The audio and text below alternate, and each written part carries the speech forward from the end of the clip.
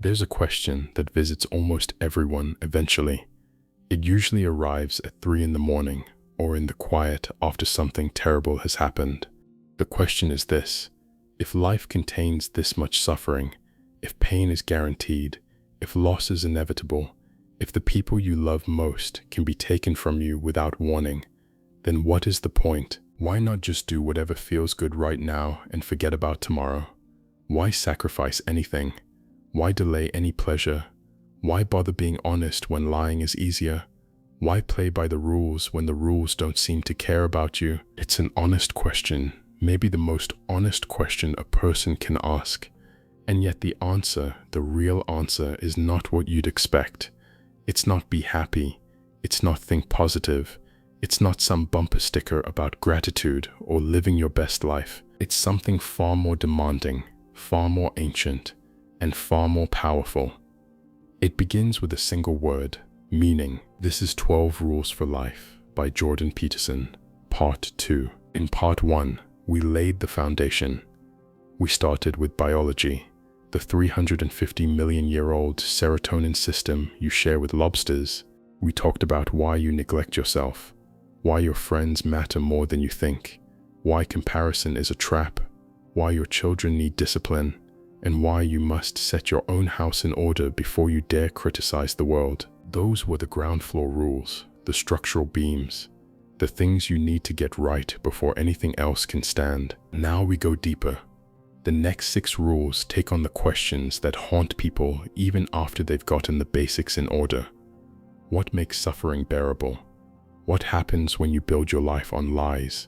How do you listen, really listen, to another human being? What falls apart when you refuse to say what you mean? Why is danger sometimes exactly what a young person needs? And how do you find beauty in a world that seems determined to break your heart? Over the next hour, I'll walk you through Rules 7 through 12. We'll start with the oldest question in human history: why sacrifice? And we'll end with a sick child, a stray cat, and the smallest possible reason to keep going. Let's begin. Rule 7. Pursue what is meaningful, not what is expedient. Somewhere in the ancient world, long before written history, a human being made a discovery that would change everything. It wasn't fire, it wasn't the wheel, it was something far more abstract and far more powerful. The discovery was this: if you give something up now, something better might come later. That sounds obvious. It's not. Think about what it actually requires. Every animal instinct you possess screams at you to consume, to take, to satisfy the urge immediately. You're hungry, eat. You're tired, sleep. You see something you want, grab it. That's what every other creature on the planet does, and it's what your deepest wiring is designed for. The idea that you could voluntarily forego a pleasure in the present and receive something better in the future, that idea had to be invented or discovered. It is not instinct. It is in some sense the opposite of instinct. It is the first genuinely human act. Peterson traces this discovery through the oldest stories we have. In the biblical tradition, it shows up immediately after the fall, after Adam and Eve are expelled from paradise and must, for the first time, work for their survival. Their sons, Cain and Abel, are the first humans born in the normal way, outside of Eden, into the world of history and suffering, and both of them learn to make sacrifices to God. Abel is a shepherd. Cain is a farmer. Both bring offerings. Abel brings the best of his flock, the firstborn, the choicest portions. He holds nothing back. His sacrifice is genuine, and God accepts it. Abel prospers. His crops grow. His life unfolds with something resembling grace. Cain also sacrifices, but something is off. The text doesn't say exactly what's wrong, but the implication is clear. Cain's heart isn't in it. He's going through the motions. He's offering something, but not the best thing, not the thing that costs him. And God rejects his sacrifice. Now imagine how that feels. You've done what you were supposed to do, or at least you thought you did.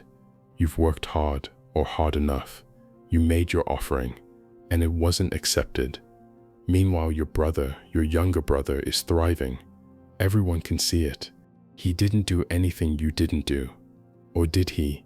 Was his sacrifice better than yours? Was he more sincere? More willing to give up what mattered? Cain becomes bitter. He confronts God. And God's response is not comforting. God tells Cain, essentially, the fault is yours. You know what you did wrong. You know you cut corners. You know you held back the best for yourself and offered the leftovers. And worse, you did it knowingly. You dallied with sin. You invited this on yourself. This is not what Cain wants to hear. He wanted sympathy. He wanted God to acknowledge that life is unfair. Instead, he gets a mirror held up to his face. And what he sees there enrages him. So Cain does the unthinkable. He murders Abel, his own brother, the best person he knows, the person everyone admires. He doesn't kill him in a moment of passion. He plots it. He lures Abel into a field and strikes him down deliberately. And this is what makes the story so terrifying. Because Cain doesn't kill Abel despite Abel's goodness. He kills Abel because of it. Abel's virtue is a living, breathing reminder of everything Cain refused to do. Every time Cain looks at his brother, he sees the sacrifice he wasn't willing to make. And rather than make that sacrifice, rather than change, rather than humble himself, he destroys the evidence. He murders the ideal. Peterson reads this not just as a story about jealousy between brothers, he reads it as the foundational story of human evil. The pattern it describes plays out endlessly. In families, in workplaces, in politics, in history, someone fails. Instead of examining why they failed, they blame the person who succeeded. Instead of making a better sacrifice, they tear down the altar. Instead of reaching for what is meaningful, they reach for what is expedient. And when expedience fails, they reach for revenge. So what is the alternative? If life is suffering, and if the easy path, the expedient path, the path of grabbing what you want right now, leads eventually to Cain's bitter rage, then what is the harder path, and where does it lead? Peterson takes this question to its absolute extreme. He turns to the story of Christ's temptation in the desert, not as a Sunday school lesson, but as a psychological drama about the deepest possible confrontation between good and evil within a single mind. The story goes like this. Jesus has been fasting in the wilderness for 40 days. He is starving, exhausted, alone, and vulnerable. Satan appears and offers him 3 temptations. The first, turn these stones into bread. You're hungry. You have the power. Use it. Feed yourself. What's the harm? Christ's answer is strange and profound. Man does not live by bread alone, but by every word that proceeds from the mouth of God. What does that mean? It means that even in extreme privation, there is something more important than satisfying the immediate need. Bread solves today's hunger, but a life organized around always getting bread, around always taking the shortcut, always satisfying the craving, always choosing what's easy over what's right, that life has no foundation. You eat and you're hungry again tomorrow. If all you ever do is chase the next meal, the next pleasure, the next quick fix, you never build anything that lasts. The second temptation, throw yourself from this cliff. If God exists, He'll send angels to save you. Prove it. Force His hand. Christ refuses. He will not demand that reality rearrange itself for His personal benefit. He will not treat God as a safety net or a magic trick. He accepts the rules of the game. He accepts that he must navigate the world as it is, not as he wishes it were. And then comes the third temptation, the most seductive of all. Satan shows Christ all the kingdoms of the world spread out before him, all the power, all the wealth, all the glory. Bow to me, Satan says, and all of this is yours. This is the temptation of earthly power, the chance to control everything and everyone, the chance to impose your will on reality by force. And Christ rejects it, not because power is useless, not because the kingdoms aren't real, but because there is something above power. There is something above the pinnacle of every dominance hierarchy, and that something is the voluntary commitment to truth and meaning, even when, especially when, it costs you everything. Now, you don't have to be Christian to understand what this story is saying.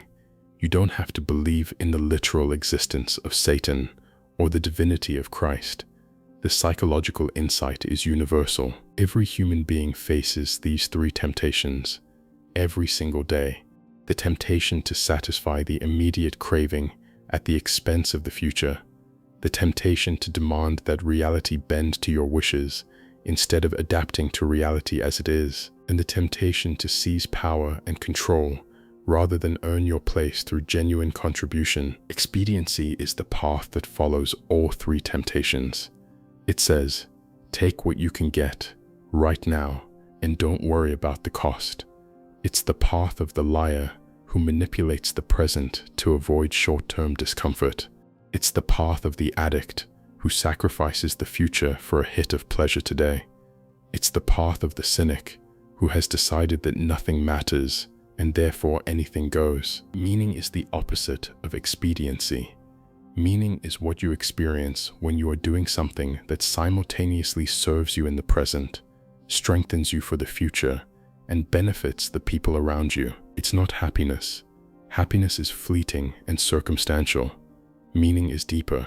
It's the sense that what you are doing matters, that you are where you should be, that the structure of your life is aligned with something real and important. Peterson writes that you can detect meaning. You can feel it. It's not something you have to manufacture through willpower or positive thinking.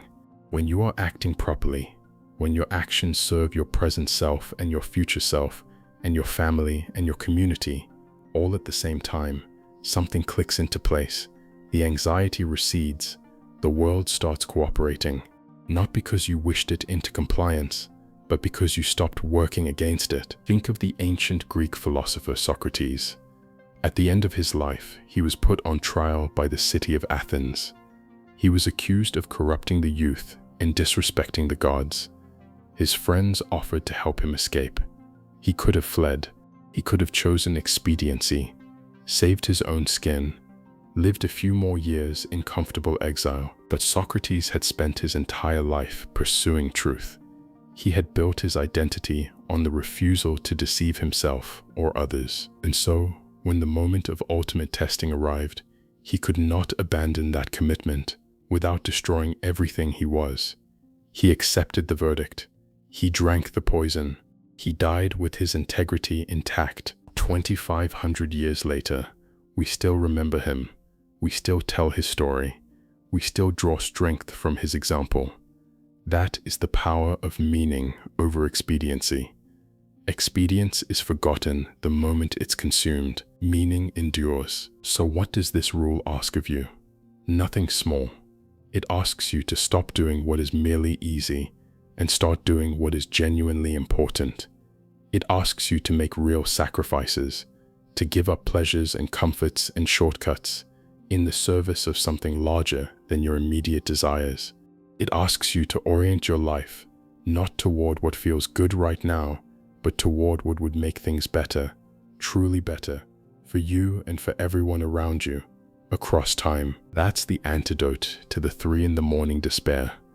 Not happiness, not comfort, not distraction, meaning. A life organized around genuine sacrifice and honest engagement with the world's difficulty. A life where you carry your share of the weight, voluntarily, with your eyes open, and find, against all expectation, that the burden itself gives you the strength to bear it. Do what is meaningful, not what is expedient. The difference between those two choices is the difference between a life that matters and a life that merely passes. Rule 8. Tell the truth, or at least don't lie. Early in his career, Peterson had a strange and unsettling experience. He began paying close attention to the things he said, not just the big statements, but the small ones, the throwaway comments, the casual opinions, the stories he told at parties. And he made a disturbing discovery. Almost everything he said was untrue. Not untrue in the sense of deliberate, calculated deception. Untrue in a subtler, more insidious way. He was using words to win arguments, to impress people, to gain status, to avoid responsibility, to bend conversations toward outcomes he wanted. He was performing, not communicating. He was crafting sentences designed to produce a specific effect on his audience, rather than to express what he actually thought or felt. Once he noticed this, he couldn't unnotice it. He started to divide himself into two parts, one that spoke and one that watched. The watching part would evaluate what the speaking part was saying and flag the deceptions, the exaggerations, the strategic omissions. And the more he watched, the more he found. So he made a decision. He would stop saying things that the watching part of his mind objected to. He would practice telling the truth, or at the very least, he would stop lying. And he discovered something remarkable. When he didn't know what to do, when the situation was ambiguous and confusing, and no clear path presented itself, telling the truth worked. It cut through the noise. It simplified the situation. It wasn't always comfortable, and it didn't always produce the outcome he would have preferred in the moment, but it produced outcomes he could live with, outcomes he could build on. This principle was tested under some extraordinary conditions. Peterson once had a client who was paranoid, clinically, dangerously paranoid. Paranoid people are among the most difficult to work with because their condition makes them almost supernaturally sensitive to dishonesty. They can detect the faintest whiff of insincerity, mixed motive, or concealed judgment. They read micro-expressions, body language, and vocal inflections with an intensity that borders on the uncanny. They make mistakes in interpretation. That's the paranoia. But they miss almost nothing. This client would sometimes describe blood-curdling fantasies of violence and revenge. Peterson listened carefully and told the client honestly what those descriptions made him feel, not what he thought the client wanted to hear, not a clinical platitude, the truth that he was frightened, that the behavior being described was dangerous and misguided, that there would be serious consequences if the client acted on his impulses. The client kept coming back, not because Peterson was encouraging or reassuring, he wasn't, but because Peterson was honest. And a paranoid person, more than almost anyone, needs someone who will tell them the truth. They already know that most people are performing. They already suspect that the smiles are fake and the reassurances are hollow. When they encounter someone who is not pretending, someone whose reactions are genuine and transparent, they recognize it immediately and they trust it, precisely because it's uncomfortable. But the principle extends far beyond the therapy room. Peterson also had a landlord, a former president of a local biker gang. Denise was a big, strong French-Canadian who was trying to stay sober after a stint in jail. He was a talented electrician and a capable artist. He was also an alcoholic with a terrifying capacity to consume alcohol, 50 or 60 beers in a single binge, and still standing at the end. Every month or so, Denis would vanish on a bender. When the money ran out, he'd show up at Peterson's apartment door, swaying on his feet, holding some possession he wanted to sell, a toaster, a microwave, a poster, so he could buy more to drink. Peterson bought a few things at first. Then his wife, Tammy, told him he had to stop. It was bad for Denis, and it was making her nervous. So the next time Denise knocked, 2 in the morning, visibly intoxicated, toaster in hand, Peterson had to say no, and he had to do it carefully. This was not a man you lied to. This was not a man you condescended to. Denise had spent his life in environments where any hint of dishonesty or superiority would be met with immediate and potentially violent consequences. Peterson stripped away every trace of moral superiority from his mind. He wasn't a privileged, educated man talking down to a struggling ex-convict. He was one person trying to do the right thing for another. He told Denise, simply and directly, that Denise himself had said he was trying to quit drinking, that giving him money for more alcohol would not be good for him, that showing up this late, this drunk, made Tammy uncomfortable, and that Tammy cared about him. Denise stared at Peterson for about 15 seconds without speaking. 15 seconds is a very long time when a large, intoxicated former biker gang president is evaluating whether you're telling the truth. He was scanning for sarcasm, for contempt, for self-congratulation, for any micro-expression that would reveal the words as a performance. He found nothing, because there was nothing to find. Peterson had thought it through carefully and had said only things he truly meant. Denise turned and left. He remembered the conversation the next day. Despite his staggering level of intoxication, he never tried to sell Peterson anything again, and their relationship, already good given the enormous cultural gap between them, became even stronger. That's what happens when you tell the truth. Not always, not in every case. Sometimes the truth produces conflict. Sometimes it costs you a friendship, a job, a comfortable arrangement you've grown accustomed to. But the truth creates something that lies never can, a foundation you can actually stand on. A lie might get you through the afternoon, but it weakens the ground beneath your feet. Every lie requires another lie to support it. Every deception requires more deception to maintain. The structure grows more elaborate and more fragile, until eventually the whole thing collapses under its own weight. Peterson draws a direct line between personal dishonesty and the great catastrophes of the 20th century.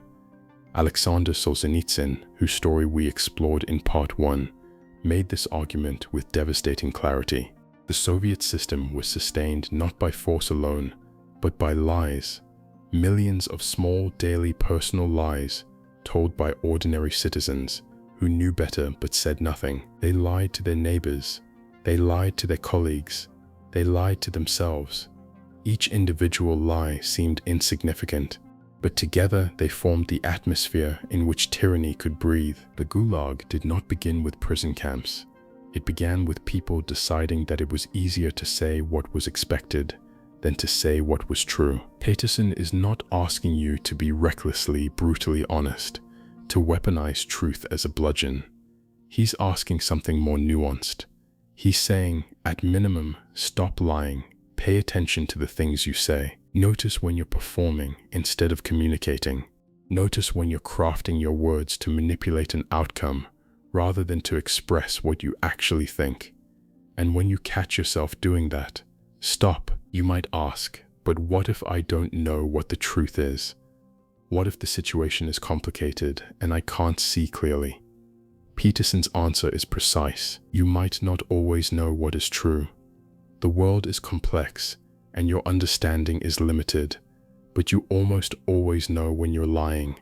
You can feel it, a subtle internal sensation of division, a sinking, a discomfort that tells you the words coming out of your mouth don't match what you actually believe. Start there. Start by not saying the things that make you feel weak. If you tell the truth, or at least stop lying, your life will simplify. Not immediately, not painlessly, but gradually, the chaos will recede. The relationships that survive your honesty will be the ones worth keeping. The goals that remain after you stop deceiving yourself about what you want will be the ones worth pursuing. The person who emerges from the process will be someone you can actually respect. Set your ambitions, aim high, but subordinate all of it to a single meta goal. Live in truth. Act diligently toward your chosen end, but let the world and your spirit unfold as they will. Pay attention, note your errors, correct them, and do not, above all, lie. Not to others and not to yourself, because lies corrupt the soul, they corrupt the state, and they transform the world, one small deception at a time, into something no one would willingly inhabit. Tell the truth, or at least don't lie. Rule 9. Assume that the person you are listening to might know something you don't. Peterson once had a client, we'll call her Miss S, who arrived at his office one day and announced, "I think I was raped." That's a difficult sentence to hear under any circumstances, but she followed it with something that made the situation almost incomprehensible. She added a detail. 5 times. 5 times. What could that possibly mean? The full picture emerged slowly. Miss S would go to a bar, have a few drinks, meet someone, go home with him. The next morning she would wake up uncertain about everything, about what had happened, about her own motives, about his motives, about the nature of reality itself. Miss S was, in Peterson's words, a ghost of a person. She had no self to speak of. Her parents had provided her with essentially zero attention. Her brothers had been cruel. She had no friends, no real job, no partner, and no framework for understanding her own experience. She once brought Peterson her resume. It was 50 pages long, in a file folder box with tab dividers. The sections included my dreams and books I have read. This was what she proposed to send to prospective employers. 50 pages, including a section of nighttime dreams. It is almost impossible to grasp how lost a person has to be for that to seem like a reasonable document to send into the world. Peterson sat with her question, "Was I raped?" and faced a choice. He could have answered it for her. He knew enough about ideology, about the frameworks available to a clinical psychologist, to construct a neat, clean narrative in either direction. If he leaned left, he could tell her she was unambiguously a victim, that her partners had a legal and moral obligation to ensure she was capable of consenting, that her doubt was itself evidence of how thoroughly she had been victimized. She would have accepted that story. She would have remembered it for the rest of her life.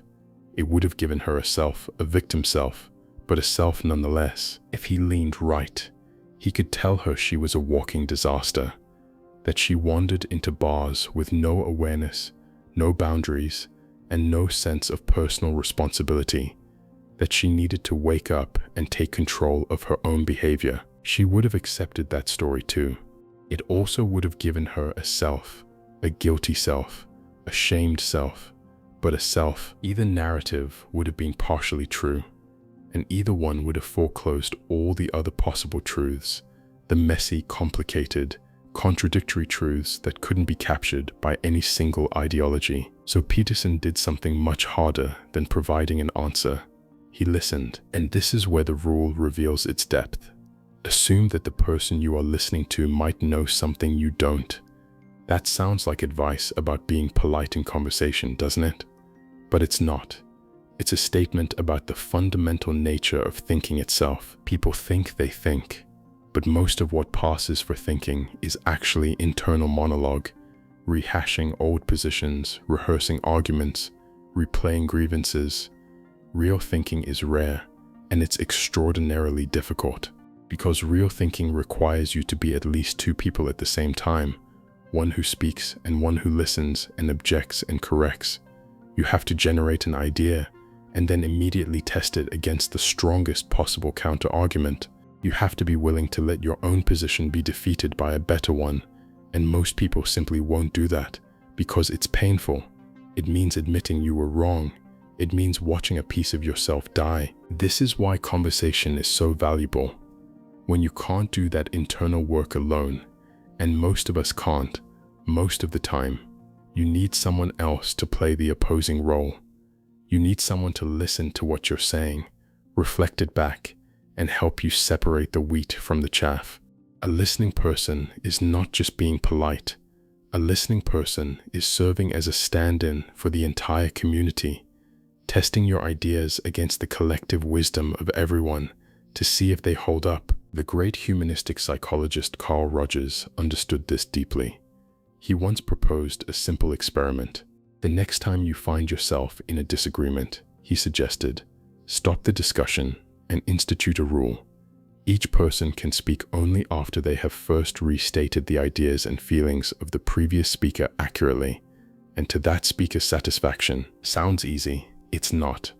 Rogers himself acknowledged it was one of the most difficult things a person can attempt, because to restate someone else's position accurately, to genuinely understand what they're saying and why, you have to enter their world. You have to temporarily abandon your own certainty and see things from their perspective, And once you've done that, you might find that your own position has changed. That's the risk. That's why people avoid it. And that's precisely why it works. Peterson applies this in his clinical practice by summarizing what his clients tell him and asking if he got it right. Sometimes they accept his summary. Sometimes they offer a correction. Sometimes he's completely wrong. All of that is useful information. But the real benefit is subtler. When you summarize someone's experience accurately, you help them consolidate their own understanding. The jumbled, emotional, half-formed account becomes clearer and more manageable. The story shortens. The essential lessons emerge from the noise. The person begins to see their own situation with new eyes, not because you told them what to see, but because you helped them do the seeing for themselves. This is why Peterson chose to listen to Miss S rather than give her an answer. An answer would have shut down the process. It would have replaced her complicated, unresolved truth with someone else's simple, resolved ideology. She would have left his office with a story, but not with understanding. She needed to talk and to be heard, and to slowly, over weeks and months and years, discover for herself what had happened, what it meant, and what she wanted to do about it. There's another form of conversation Peterson describes that's worth understanding. The kind where both participants are genuinely exploring, not competing, not performing, not trying to win. Both people are engaged with a real problem. Both are willing to have their minds changed. Both are operating on the assumption that they don't yet know enough, and that the other person might hold a piece of the puzzle they're missing. You can tell when this kind of conversation is happening. It doesn't feel like an argument. It doesn't feel like a performance. It feels alive. Time disappears. Ideas emerge that neither person could have generated alone. You leave feeling that something real occurred, that you connected with another human being at a level deeper than small talk or debate. Peterson compares it to listening to great music. The patterns of predictability and unpredictability layer on top of each other, and meaning wells up from somewhere deep inside you. And then there are the other kinds of conversation, the ones most of us engage in most of the time. The kind where one person is speaking only to establish dominance. The kind where neither person is listening because both are busy rehearsing what they'll say next. The kind where someone is pushing an ideological position and treating every response as either confirmation or enemy action. These conversations are common. They are also nearly worthless. They produce nothing new. They change no minds. They solve no problems. They are at best elaborate forms of social positioning, and at worst, instruments of manipulation and control. Peterson's rule asks you to do something radical. It asks you to enter every conversation, especially the difficult ones, with a genuine belief that you have something to learn. Not as a tactic, not as a way to appear open-minded while secretly maintaining your position, but as an actual orientation toward reality. You don't know everything. Your current understanding, however sophisticated, is insufficient. The proof of that is simple. Your life is not perfect. If you knew everything you needed to know, it would be. Since it isn't, there's more to learn. And the person sitting across from you, even if they're confused or angry or inarticulate, might hold a piece of what you're missing. So listen, not passively, not politely. Listen as if your life depends on understanding what the other person is trying to say. Because, in ways you might not yet appreciate, it does. Assume that the person you are listening to might know something you don't. Rule 10. Be precise in your speech. There is a children's book called There's No Such Thing as a Dragon, written by Jack Kent.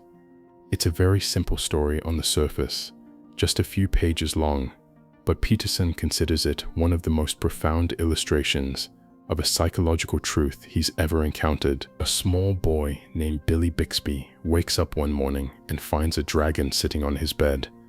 It's about the size of a house cat, friendly, not threatening at all. He tells his mother about it. She says, "There's no such thing as a dragon." So the dragon starts to grow. It eats all of Billy's pancakes. It gets bigger. It fills the bedroom. It fills the hallway. His mother tries to vacuum around it, climbing in and out of windows because the dragon is now taking up most of the house. She pretends it isn't there. It keeps growing. Eventually, the dragon is so large it picks up the entire house and runs off with it down the street. Billy's father comes home from work to find nothing but an empty lot where his home used to be. The mailman tells him where the house went. He chases after it, climbs up the dragon's enormous neck, and rejoins his family inside. The mother still insists the dragon doesn't exist, but Billy has had enough.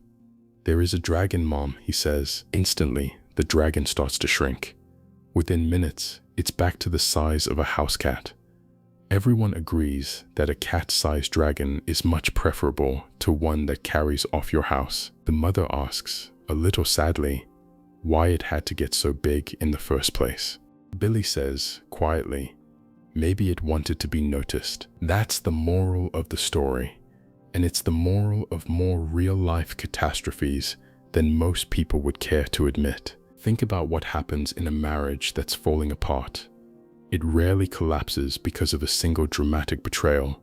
It collapses because of 10,000 things that were never said, small annoyances that were swallowed instead of addressed, minor resentments that were filed away instead of discussed, moments of disconnection that were papered over with polite silence. Each one was tiny. Each one was manageable. Each one, on its own, was not worth fighting about, but they accumulate. They don't disappear just because you refuse to look at them. They grow. They feed on your silence. And one day, something happens. An affair, a screaming argument over nothing, a cold announcement that it's over, and everyone is shocked. Everyone says they didn't see it coming, but the dragon was sitting on the bed the whole time. It just wasn't being acknowledged. Peterson paints a vivid picture of this process. Imagine a wife who slowly discovers her husband's growing inattention. The conversations at dinner become shorter. The evenings together become rarer. The physical intimacy fades from weekly to monthly to almost never. She notices. Of course she notices. But she tells herself it's fine. He's busy. She's tired. It's normal. It's not worth making a fuss about. Meanwhile, something is rotting underneath the surface. Her unspoken dissatisfaction turns to resentment. His unexamined withdrawal turns to contempt. Neither of them says anything because saying something would mean admitting that a problem exists, and admitting that a problem exists means confronting the terrifying possibility that the problem might be serious, that the marriage might be fragile, that the life they've built together might be standing on sand instead of rock. So they stay silent, and the dragon grows. And when it finally bursts through the walls, it's not a cat-sized inconvenience anymore. It's a catastrophe. Years of unprocessed conflict come flooding out at once. Every ignored slight, every swallowed complaint, every unspoken truth, and the resulting destruction is orders of magnitude worse than the small, honest, uncomfortable conversations that could have prevented it. This is what Peterson means by be precise in your speech. He's not talking about grammar. He's not talking about eloquence. He's talking about the willingness to name things, to identify what is wrong specifically and clearly before it metastasizes into something unmanageable. The world, Peterson argues, is not made up of objects. It's made up of tools and obstacles, things that help you get where you're going and things that get in the way. And most of the time, this simplified perception works fine. You don't need to understand the internal combustion engine to drive a car. You don't need to know how your laptop's processor works to send an email. The complexity is hidden, and as long as everything functions, you never notice it. But when something breaks, when the car won't start, when the relationship collapses, when your health fails, all that hidden complexity comes rushing to the surface. The world you thought you understood reveals itself as far more intricate and fragile than you imagined. And if you haven't been paying attention, if you've been sweeping problems under the rug, avoiding difficult conversations, refusing to name what's wrong, you will be overwhelmed. The chaos will be too much. You won't know where to start. because you never bothered to define what was actually broken. Precision is the antidote to that overwhelm. If you wake up in pain and refuse to go to the doctor, the pain could be anything: cancer, heart disease, a pulled muscle. Your imagination will generate the worst possible scenarios, and you'll be haunted by all of them simultaneously. But if you go to the doctor and get a diagnosis, all those terrible possibilities collapse into one specific reality. Maybe it's serious, maybe it's not, but at least now you know what you're dealing with. At least now you can make a plan. The same principle applies to every area of your life. If your relationship is troubled, you need to identify the specific trouble. Not everything is wrong, but this particular thing is making me unhappy, and here is what I would like instead. If your career is stagnant, you need to name the specific obstacle. Not "I hate my job, but I need more autonomy," or "I need a new challenge," or "I need to have a conversation with my boss about my role." Vagueness is the enemy. Vagueness keeps the dragon fed and growing. Peterson writes that every argument between partners that degenerates into chaos does so for the same reason. The topic isn't defined. One complaint leads to another, which triggers a counter-complaint, which dredges up something from 6 years ago, which escalates into an existential crisis about the entire relationship. Nobody can have a productive conversation about everything. You can only make progress on one specific, clearly defined problem at a time. So define the problem. Say what you mean, say what you want, say what you're unhappy about, specifically and directly, before the weight of everything unsaid crushes you and everyone around you. Don't hide things in the fog. Don't tell yourself it's not worth mentioning. Don't wait for the dragon to grow so large it carries your house away. You must determine where you have been in your life so that you can know where you are now. You must determine where you are going so that you can get there. And both of those tasks require language, clear, honest, precise language, the kind that cuts through ambiguity, the kind that turns formless dread into something you can actually confront. Confront the chaos of being. Specify your destination. Admit to what you want. Tell those around you who you are. Say what you mean so that you can find out what you mean. And then act it out so you can find out what happens. Be precise in your speech. Rule 11. Do not bother children when they are skateboarding. On the west side of Sydney Smith Hall at the University of Toronto, there used to be a set of rough, wide concrete steps leading up from the street to the front entrance. Alongside them ran tubular iron handrails, about 2.5 inches in diameter, 20 feet long, dropping at a steep angle toward the sidewalk. Almost every day, teenage boys would show up with their skateboards. They'd pull back about 15 yards from the top of the steps, plant a foot on their boards, and skate as hard as they could toward the railing. Just before impact, they'd reach down, grab the board, leap onto the top of the rail, and slide the entire length, board sliding it's called, before launching off the end and landing, sometimes on their boards, sometimes painfully off them. Either way, they were back at the top within minutes, ready to try again. Peterson watched them. He thought they were amazing. He thought they deserved admiration, not interference. It was dangerous, obviously. They could break an arm, crack a skull, shatter a wrist, but that was the point. They weren't trying to be safe. They were trying to become competent. And competence, real competence, the kind you earn by testing yourself against genuine risk, is what actually makes people safe in the long run. Then the skater stoppers appeared, little steel brackets, bolted every few feet along the railings and the edges of nearby concrete planters and sculpture bases. Ugly, industrial, hostile. They made the area look like a prison yard. The skateboarders vanished. Around the same time, Peterson noticed something similar happening across Toronto.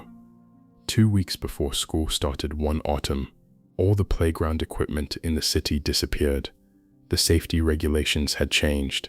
There was a panic about liability and insurance. The playgrounds were ripped out, even though they were safe enough, even though many had been recently installed and paid for by parents. For over a year, there were no playgrounds at all. Kids climbed on rooftops instead. When you make things too safe, people don't become safer. They become weaker. And then, when something genuinely dangerous comes along, as it inevitably will, they have no capacity to handle it. Children need playgrounds that are challenging enough to be interesting.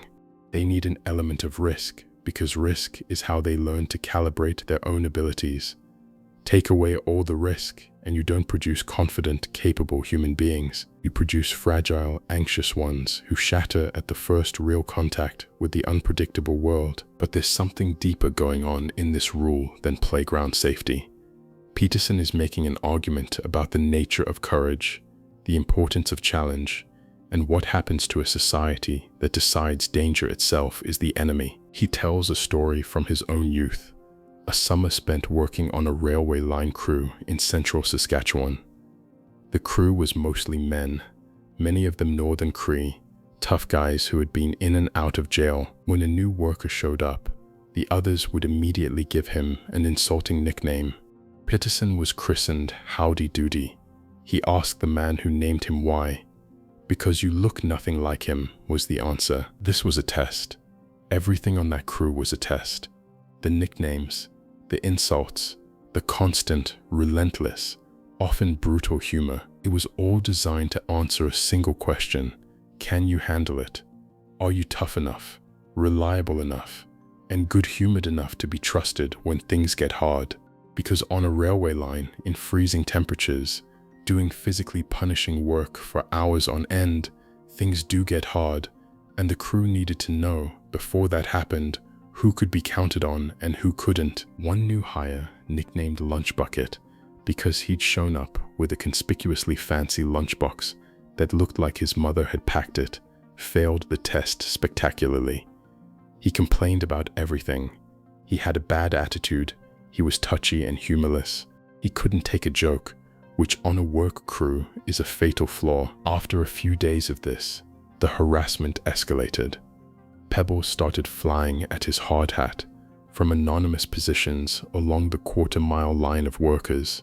A well-aimed stone would produce a deeply satisfying thunk, followed by a burst of impotent fury from Lunch Bucket and quiet amusement from everyone else. The pebbles got larger. Lunch Bucket got angrier. He never adapted. He never laughed at himself. He never figured out the game. Within a week, he was gone. You might read that and think it sounds cruel, and maybe it was, in part, but it served a function. The crew was enforcing a code: do your work, pull your weight, stay alert, don't whine, don't be touchy, stand up for your friends, and above all, don't be a burden that everyone else has to carry. That code exists because the work is real, the conditions are harsh, and the consequences of weakness are borne by the entire group. Peterson connects this to a broader observation about boys and young men. Boys are, on average, more aggressive than girls, more competitive, more defiant, more interested in things than in people, more inclined to push boundaries and test authority. This is not a flaw to be corrected. It is a feature to be channeled. The aggression that makes a boy difficult at 13 is the same drive that makes a man productive and courageous at 30 if it's properly developed.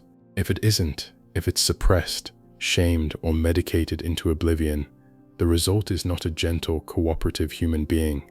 The result is someone who is weak when strength is needed, someone who is passive when action is required, someone who has been denied the very experiences that would have taught him how to be competent. The boys on the skateboards were not being reckless. They were doing something that human beings, particularly young human beings, are wired to do. They were testing themselves against danger. They were learning through direct physical experience how much risk they could handle. They were developing coordination, courage, and the ability to recover from failure. Every fall taught them something.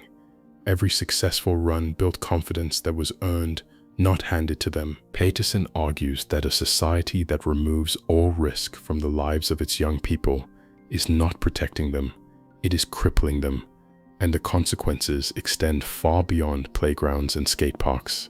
When you tell young people that all competition is harmful, that all hierarchies are oppressive, that all aggressive impulses are toxic, that safety is the highest possible value, you are not preparing them for the world.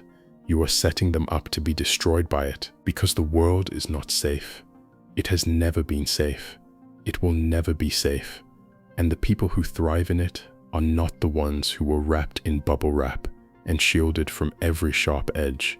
They are the ones who were allowed to fall and to get back up and to try again until they develop the resilience and the skill to navigate a landscape that will never ever stop trying to knock them down. This applies to girls as well as boys, of course. Peterson tells a story about his own mother who saw him about to get into a fight with another boy when he was a kid. She was watching from a distance. He could see that she knew what was happening.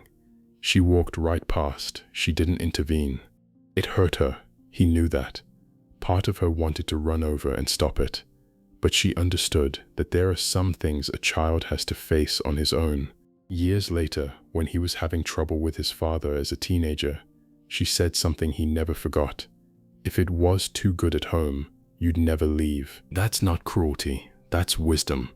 That's a parent who loves her child enough to let him struggle, enough to let him fail, enough to trust that he has the strength to handle what's coming, or that he'll develop that strength in the attempt. If you care about young people, your children, your students, the next generation, then let them be challenged.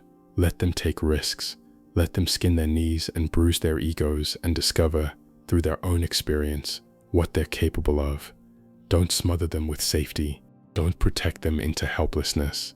The world needs people who are strong, and strength is not built in the absence of resistance. Do not bother children when they are skateboarding. Rule 12. Pet a cat when you encounter one on the street. When Peterson's daughter Michaela was about 14 months old, he took her on a family trip to Cape Cod. At one point, he was sitting with her in the front seat of the car, while the rest of the family walked ahead. She was lying there in the sunshine, babbling to herself. He leaned in close to hear what she was saying. Happy, happy, happy, happy, happy. That's what she was like. A sunny child, easy to be around. The kind of kid who made the world feel a little lighter just by existing. When she turned 6, something changed. She became mopey, slow to get dressed, slow to walk anywhere. She lagged behind. She complained that her feet hurt and her shoes didn't fit. They bought her 10 different pairs. Nothing helped. She started climbing stairs one step at a time, like someone decades older. She complained when you held her hand. Peterson and his wife attributed it to the stress of a recent move, but it didn't get better. A physiotherapist tried to rotate Michaela's heel. It didn't move. That was not good. The diagnosis came soon after: juvenile rheumatoid arthritis, 37 affected joints, severe, the kind that doesn't go away. The prognosis: multiple joint replacements before she turned 30. What kind of world does this to a 6-year-old? What kind of God creates a place where a child who whispered happy, happy, happy to herself in the sunshine can have her body turn against her before she's old enough to understand why? This is the question that has haunted every parent of a sick child, every person who has watched someone they love suffer for no reason they can comprehend, every human being who has been forced to confront the apparent cruelty built into the fabric of existence. It is in many ways the question that this entire book has been circling around from the very first page. Michaela was put on methotrexate, a powerful chemotherapy agent, and naproxen. She had cortisol injected into her wrists, shoulders, ankles, elbows, knees, hips, fingers, toes, and tendons, all under general anesthetic. One day, her mother took her to the zoo. She had to push her in a wheelchair. That was not a good day. A new drug became available, etanercept, a biologic designed for autoimmune diseases. Michaela became the first Canadian child to receive it. Her mother accidentally administered 10 times the recommended dose for the first few injections. The result was almost miraculous. Within weeks, Michaela was running again, playing soccer, living like a normal kid. Her mother spent that entire summer just watching her run. Peterson wanted Michaela to control as much of her own treatment as possible. The drug had to be injected. She was 8 years old. He sat her down one evening and told her he'd give her $50 if she could do the injection herself. She struggled for 35 minutes, holding the needle against her thigh, unable to push it in. Then she did it. The next time, he paid her $20 and gave her 10 minutes, then $10 and 5 minutes. They stayed at 10 for a while. It was a bargain. For a few years, the disease went quiet. Michaela became completely symptom-free. The doctors began weaning her off the medication. Some children grow out of juvenile arthritis at puberty. No one knows why. Maybe she was one of the lucky ones. Then one day, her elbow started to ache. They went back to the hospital. The rheumatologist's assistant said, "You only have one actively arthritic joint, but one is a lot more than zero." One meant she hadn't grown out of it. The news demolished her for a month. Then her hip seized up. An MRI revealed joint deterioration. She was told she needed a hip replacement, not when she was 30, as originally predicted. Now, she was a teenager. Her hip was replaced.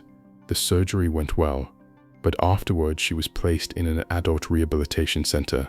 She was the youngest person there by 60 years. Her roommate couldn't sleep with the lights off and couldn't make it to the bathroom on her own. The nurse's station was right outside the door, alarms ringing constantly.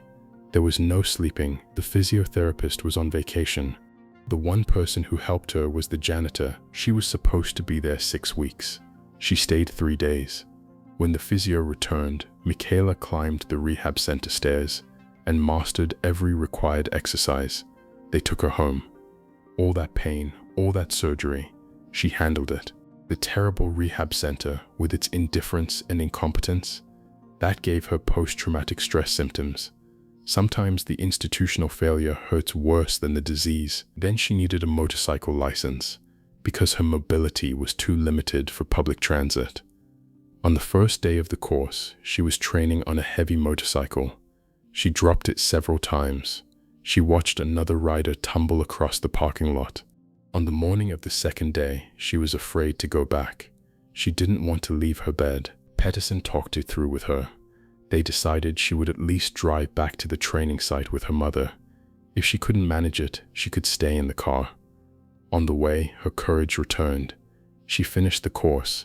When she received her certificate, every other student in the class stood and applauded. Then her right ankle disintegrated. The pain was worse than the hip had ever been. The doctors wanted to fuse the bones together, which would have caused the smaller bones in her foot to deteriorate next. She was still a teenager. That wasn't a solution. It was a delay before amputation. Peterson and his wife spent months investigating alternatives. They contacted specialists in India, China, Spain, the UK, Costa Rica, Florida. They wrote to the Provincial Ministry of Health, who located a surgeon in Vancouver.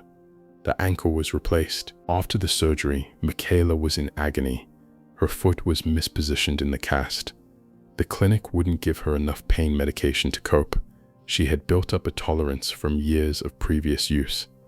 When she finally returned home, she began tapering off the opiates. She hated what they did to her. She said OxyContin turned her life gray. The withdrawal lasted months. Night sweats, formication, the sensation of insects crawling under her skin, and the complete inability to feel any pleasure at all. Peterson reflects on all of this, not as a case study, but as a father, and he arrives at something that is not an answer exactly, but something close to one. Something he could live with. When his son Julian was about 3 years old, cute, small, fragile, prone to high fevers that sometimes made him delirious, Peterson thought about what it would take to truly protect him. He could make Julian 20 feet tall so no one could push him over. He could make him out of titanium so nothing could hurt him. He could give him a computer-enhanced brain. He could make him invulnerable, but that wouldn't be Julian anymore. That would be a robot, a monster. Everything that made Julian lovable, his smallness, his clumsiness, His wide-eyed vulnerability was inseparable from his fragility. You cannot love something that cannot be hurt. You cannot cherish something that cannot be lost. The very qualities that make a person precious are the same qualities that make them breakable. There is an old Jewish story, Peterson writes, that asks a question structured like a riddle. Imagine a being who is omniscient, omnipresent, and omnipotent, all-knowing, all-present, all-powerful. What does such a being lack? The answer: limitation. If you are already everything, everywhere, always, there is nowhere to go and nothing to become. Everything that could happen already has. Without limitation, there is no story. Without finitude, there is no meaning. Peterson connects this to the strange trajectory of Superman in popular culture. In the beginning, Superman could lift cars and outrun trains. Over the decades, writers kept expanding his powers until he could move planets, survive nuclear blasts, and travel faster than light. And then something unexpected happened. He became boring. The more powerful he got, the less interesting his story became. There was nothing he couldn't do, so there was nothing at stake. The franchise nearly died. It was saved only when writers took his powers away, made him weaker, more limited, more vulnerable, more human. Being requires limitation. A story requires constraint. A meaningful life requires the possibility of failure, loss, and suffering, because without those possibilities, nothing you do matters. If you can't lose, winning means nothing. If you can't be hurt, courage means nothing. If you can't die, life means nothing. This doesn't make the suffering acceptable. Peterson is not saying that his daughter's illness was a good thing or that it was somehow worth it. He is saying something more subtle and more honest, that the capacity for suffering and the capacity for love are not two different things. They are the same thing, viewed from different angles. You cannot have one without the other, and if you could somehow eliminate all suffering from existence, you would simultaneously eliminate everything that makes existence precious. So what do you do when the weight is almost too much? When the news is bad and getting worse? When you can't see how things could possibly improve? Peterson offers some practical wisdom, drawn from the worst periods of his own family's experience. Set aside a specific time each day to think about the crisis. Don't let it consume every waking hour. Your anxiety systems are more interested in the existence of a plan than in the details. Having a designated time to worry actually reduces how much you worry the rest of the day. Don't schedule that time at night, or you won't sleep.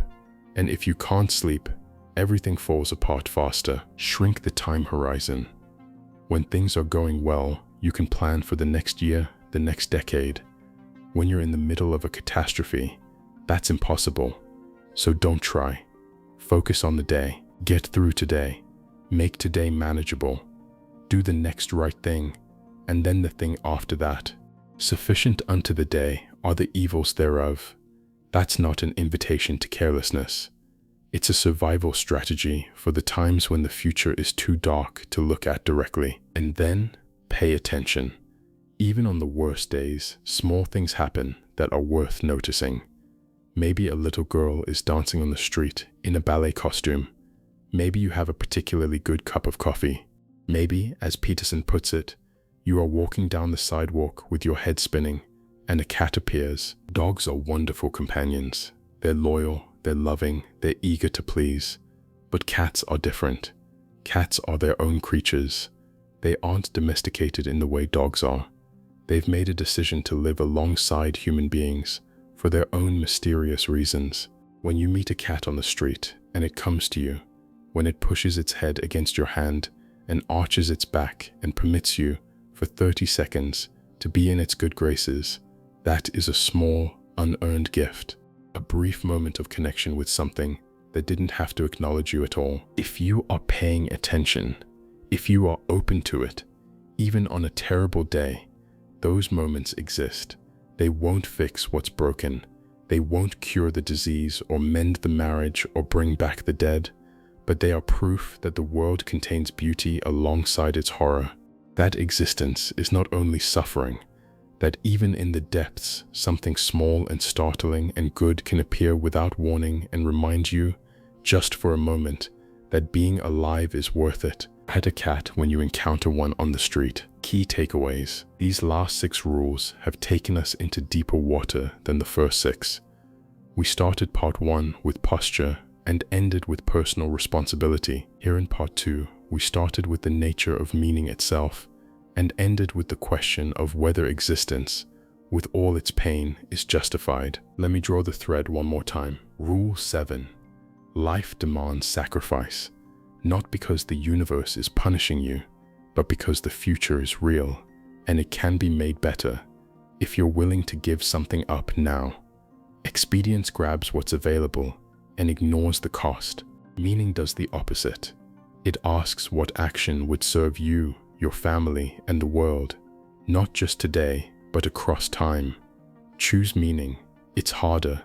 It's also the only thing that lasts. Rule 8. Stop lying. You might not always know what's true, but you almost always know when you're being dishonest. Start there. Every lie you tell weakens the ground you're standing on. Every truth, even an uncomfortable one, strengthens it. Civilizations don't collapse because of external enemies. They collapse because the people inside them stop telling the truth. Rule 9. Listen, not to be polite, not as a tactic. Listen because you don't know enough, and the person across from you, confused, angry, inarticulate as they might be, might hold a piece of what you're missing. Real listening is not passive. It's one of the most demanding and transformative things a human being can do. Rule 10. Say what you mean. Name the problem. Define it precisely. Because what you refuse to articulate will grow in the dark until it devours everything. A small dragon that is acknowledged shrinks back to nothing. A small dragon that is ignored will carry your house away. Rule 11. Let people be challenged. Let children take risks. Let young men and women test themselves against real danger and discover, through their own effort, what they're capable of. A world that eliminates all risk does not produce safe people.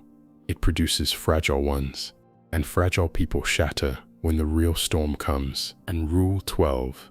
Pay attention, even when everything is falling apart. Especially when everything is falling apart, there are small moments of beauty, of connection, of grace. They won't solve your problems, but they will remind you that existence is not only darkness.